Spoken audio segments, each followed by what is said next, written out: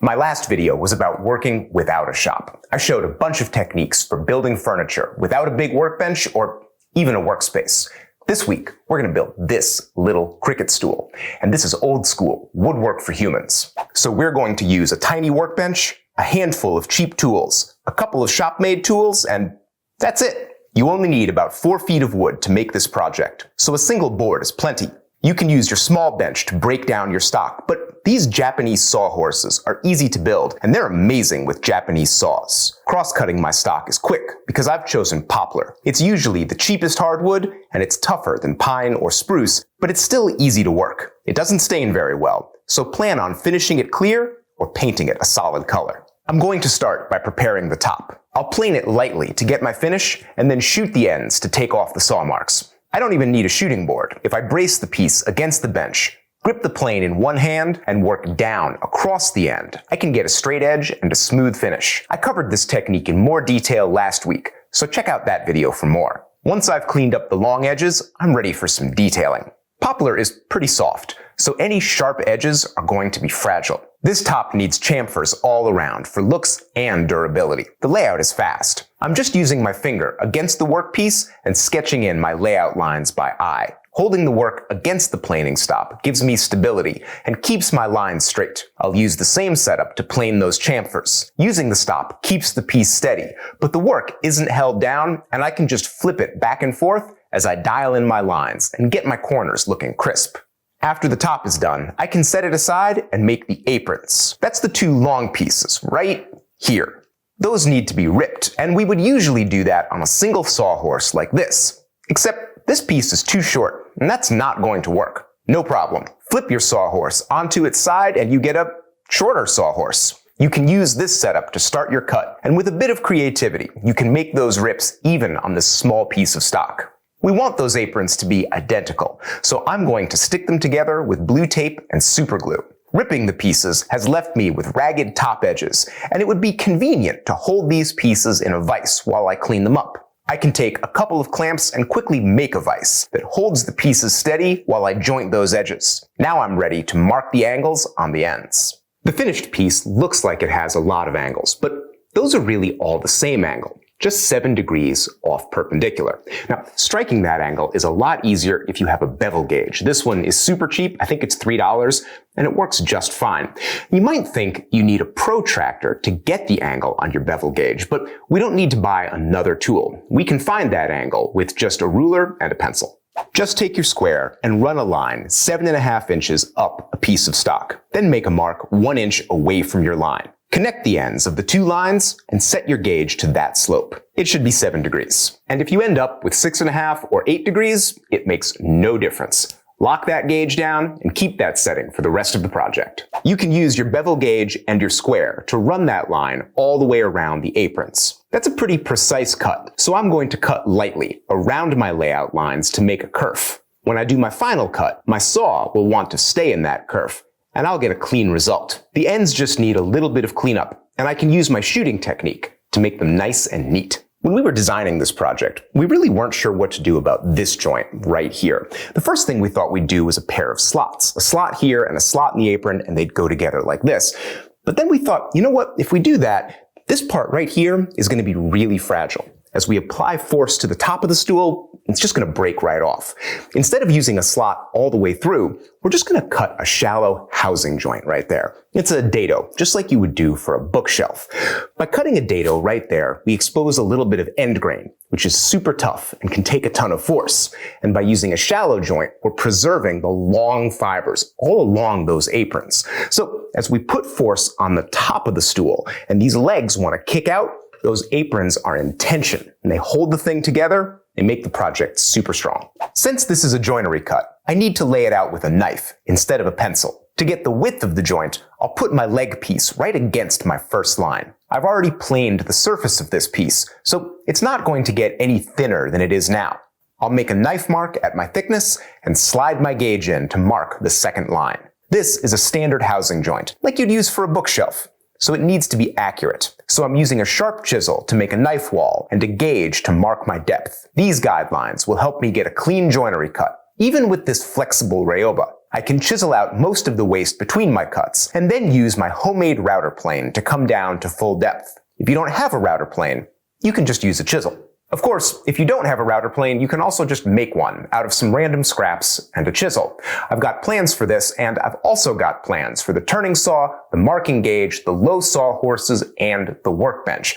All these plans are really affordable, and they're linked down in the description. Of course, I'm also going to have plans for the cricket stool we're building, and I've got a special surprise about those plans. I'll tell you at the end of the video. Now I can glue the aprons to the underside of the top. I'm using a thin layer of glue to keep squeeze out to a minimum, and that's not where that goes. Hold on. There we go. That's better. I'll just clamp that for a little while, and then use the first apron to find the location of the second one and glue that down. Now, since these legs are splayed at 7 degrees, we can't leave the ends of these boards straight. We need them to sit flat on the floor and fit tightly up underneath the seat. That means they need to be cut at the same 7-degree angle as the legs. I've marked that angle at the edges and carried that line across one face. I'm trying to remove the bare minimum material here, so I can do it fast with a hand plane. My tool is set really fine, and I just work down to my line until I have a consistent angle all the way across. Once I do that with both ends, I'm ready to mark my final joints. Since my aprons are already glued down, I can just mark my slots directly off those dados. I'll make a little knife nick right at the corner, and then carry those lines down the face and across the end. I did this whole project with just the Ryoba saw, but honestly, I wouldn't do that again. You can cut joinery with these, but they're not ideal because they're so flexible. Even an inexpensive back saw would make the joinery cuts a lot better. You can pick up a Dozuki saw like this one for just a few bucks, and honestly, they work great. Now, if all you have is a Ryoba, or if you're just a masochist, here's how you can use it to cut those slots and still get good results. The rule with the Ryoba is to only cut lines you can see. The saw is floppy, so you can never trust that it's doing what you think. To make this cut idiot-proof, I'm reaching over to the far side and sawing at a steep angle to establish a curve right on my layout line. Then, I'll do the same thing on the side closest to me. With both layout lines curved, the saw can only go one way, and as I bring it level and saw down, I know that it's going to track. Getting out the waste between your cuts is pretty easy, and it's good practice for dovetails. You make one cut straight down at your baseline, and then a slightly angled cut to remove the chip. And then you just repeat. One cut straight down, one cut at an angle. And once you've gone halfway from each side,